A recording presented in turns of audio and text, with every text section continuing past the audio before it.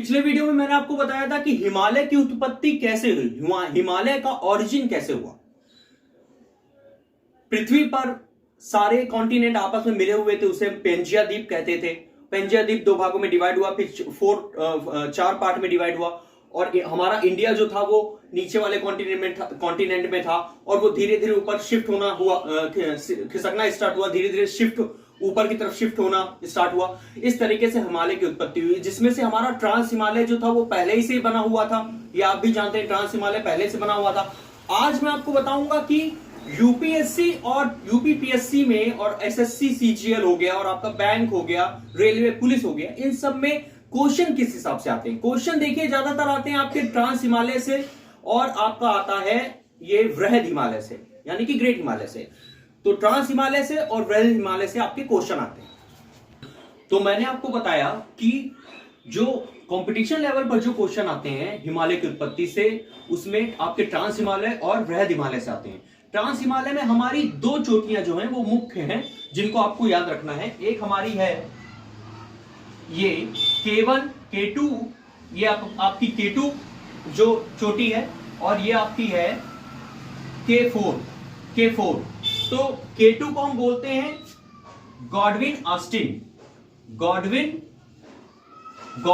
Austin, यानी कि K2 को हम बोलते हैं गॉडविन ऑस्टिन, और आपका K4 जो है, K4 को हम बोलते हैं गास्कर ग्रूम।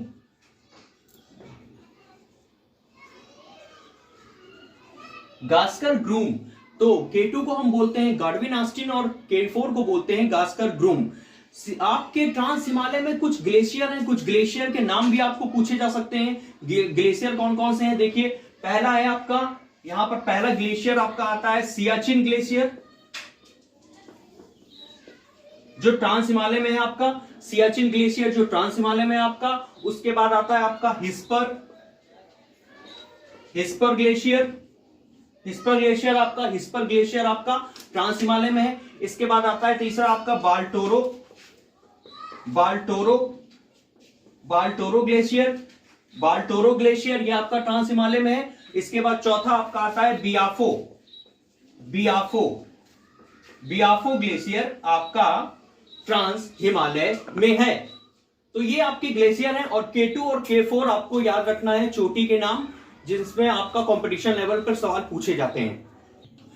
तो ट्रांस हिमालय की जो ऊंचाई है, अगर हम ऊंचाई की बात करें, तो ट्रांस हिमालय की ऊंचाई आपकी आती है 8611 मीटर। ये ट्रांस हिमालय की ऊंचाई है आपकी, ट्रांस हिमालय की ऊंचाई है। ट्रांस हिमालय की ऊंचाई आपकी 1186 मीटर। तो यहां तक आपका ट्रांस हिमालय का कॉन्सेप्ट जो था क्लियर हो गया। लेकिन ट्रांस हिमालय की अगर हम बात करें, तो ट्रांस हिमालय हमारा जो चार पार्ट में डिवाइड था, कौन कौन से पार्ट में? एक आपका था, कौन सा था एक आपका पार्ट? एक आपका पार्ट था ये दूसरा, ये तीसरा, ये चौथा। तो पहला जो आपका पार्ट था ट्रांस हिमालय का, जो पहला पार्ट था आपका ट्रांस हिमालय का, वो आपका यहां पर पहला, दूसरा था आपका लद्दाख, तीसरा था आपका जास्कर, तीसरा आपका जास्कर था, और चौथा आपका था पीर पंजाल। ये पीर पंजाल है आपका, पीर पंजाल, ठीक है, पीर पंजाल। और पहला जो था आपका, पहला आपका है ट्रांस हिमालय के चार पार्ट में, पहला आपका है कराकोरम, दूसरा है लद्दाख, तीसरा है जास्कर, और चौथा है पीर पंजाल। पीर पंजाल को अभी ट्रांस हिमालय की श्रेणी में नहीं रखा गया है।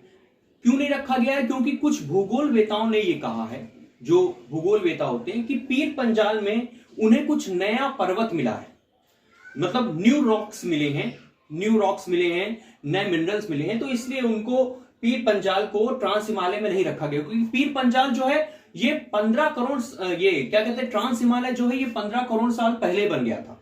इसलिए पीर पंजाल जो है, और जास्कर आपका, लद्दाख और कराकोरम जो है, ये ट्रांस हिमालय की श्रेणी में आते हैं, ट्रांस हिमालय के ही पार्ट हैं। लेकिन इसमें पीर पंजाल में अभी भूगोलवेताओं ने रिसर्च करी, तो उसमें पाया गया कि पीर पंजाल में कुछ नए पर्वत मिले, इसलिए इसको ट्रांस हिमालय में ना रखा जाए। तो पीर पंजाल आपका ट्रांस हिमालय में नहीं है, पहली बात। तो मैंने आपको ट्रांस हिमालय के बारे में सारी चीजें बता दी, और किन किन चोटियों के नाम आपको याद रखने मैंने ये भी बता दिया। और जितने ग्लेशियर हैं ट्रांस हिमालय में मैंने वो भी आपको बता दिया, और पीर पंजाल के बारे में जो कॉन्सेप्ट था वो भी मैंने आपको क्लियर कर दिया। अब हम बात करते हैं वृहद हिमालय की। वृहद हिमालय को हम सर्वोच्च हिमालय, आंतरिक हिमालय, हिमाद्री हिमालय, इन सब नामों से भी जानते हैं। महान हिमालय भी वृहद हिमालय को कहा जाता है। तो वृहद हिमालय में आपकी कुछ प्रमुख चोटियां हैं और सबसे ज्यादा चोटियां आपकी वृहद हिमालय में ही हैं। तो वृहद हिमालय की चोटियों के नाम आपको याद रखने हैं, क्योंकि ज्यादातर यूपीएससी में और कंपटीशन लेवल की तैयारी कर रहे हैं बच्चों के लिए बहुत इंपॉर्टेंट है, क्योंकि उसमें चोटियों के बारे में पूछा जाता है कि पूर्व से पश्चिम में चोटियां ये लगाइए या पश्चिम से पूर्व की तरफ लगाइए। तो ये वृहद हिमालय में आपके चोटियों का कॉन्सेप्ट जो है वो बहुत जरूरी है। तो वृहद हिमालय की हमारी जो मुख्य चोटियां हैं इनके बारे में आज हम सीखेंगे।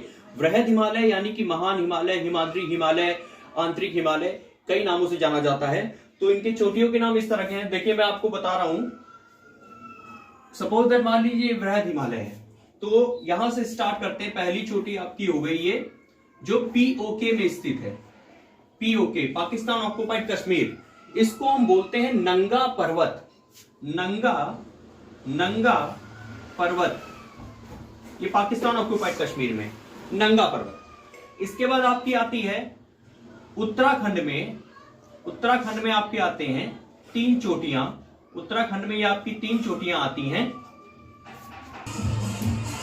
तो मैंने आपको बताया था कि वृहद हिमालय में आपकी आती है सबसे पहले नंगा पर्वत जो पाकिस्तान ऑक्युपाइड कश्मीर में है। इसके बाद उत्तराखंड में आपकी 3 आती हैं। कौन कौन सी आती हैं आपकी 3? पहली है आपकी नंदा देवी,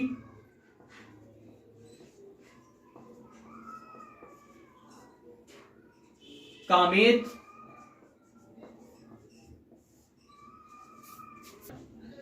तो ये नंदा देवी जो है यहां पर नहीं है और कामेत नहीं। यहां पर सबसे पहले आपकी चोटी आती है बंदरपुंछ,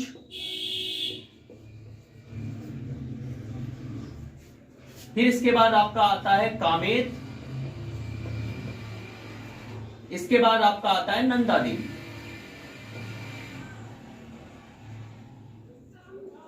नंदा देवी, तो उत्तराखंड में आपकी 3 चोटियां, बंदरपुंछ, कामेत, नंदा देवी। और बंदरपुंछ कामेत के बीच में आपकी 4 चोटियां और हैं। 4 चोटियां और हैं, वो कौन कौन सी हैं?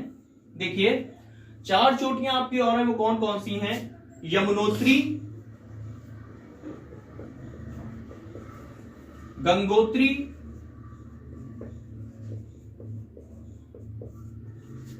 बद्रीनाथ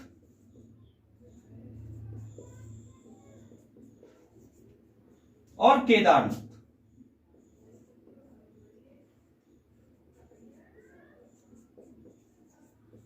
तो आपकी उत्तराखंड में, ये उत्तराखंड है, यूके है, उत्तराखंड में आपकी 3 चोटियां बड़ी हैं जो बंदरपुंछ, कामेत और नंदा देवी हैं। और बंदरपुंछ कामेत के बीच में 4 चोटियां आपकी आती हैं, यमुनोत्री, गंगोत्री, बद्रीनाथ, केदारनाथ। तो मैंने आपको बताया कि उत्तराखंड में आपकी 3 चोटियां हैं, उन चोटियों के बीच में 4 चोटियां और आती हैं। आपको मैंने पीओके में जो चोटी है नंगा पर्वत उसके बारे में बताया। अब हम नेपाल की चोटियों के बारे में बात करते हैं। तो वृहद हिमालय में नेपाल की जो चोटियां हैं उनके बारे में बात करते हैं। तो सबसे पहली चोटी जो आपकी है नेपाल में वो है, तो वृहद हिमालय में आपकी जो चोटियां हैं नेपाल रीजन में आपकी है धौलागिरी।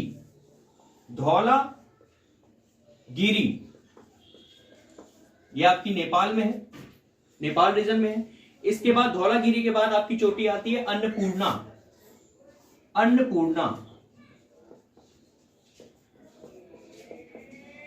धौलागिरी के बाद आपकी चोटी आती है अन्नपूर्णा।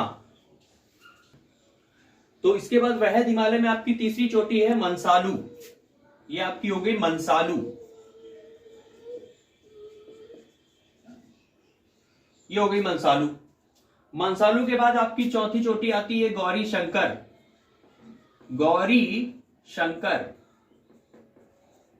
मनसालू के बाद आपकी चौथी चोटी आती है गौरी शंकर के बाद आपकी चोटी आती है छोयू। वृहद हिमालय में आपकी चोटी है गौरी शंकर के बाद आपका छोयू छोयू के बाद आपका आता है माउंट एवरेस्ट। माउंट एवरेस्ट थोड़ी बड़ी चोटी, इसलिए इसको हम बड़ा बना देते हैं, माउंट एवरेस्ट।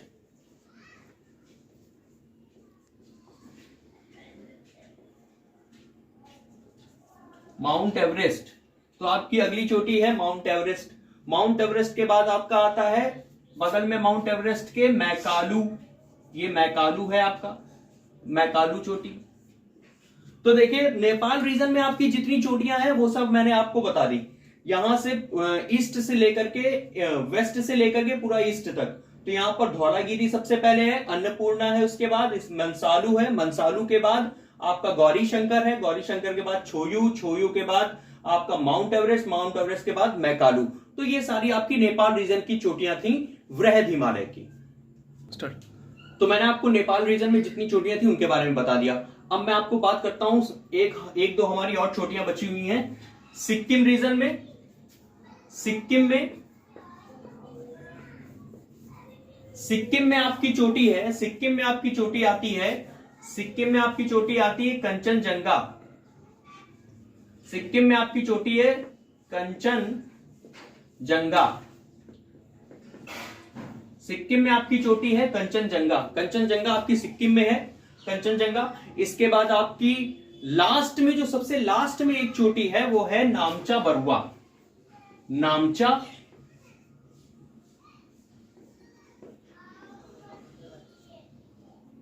नामचा बरुआ,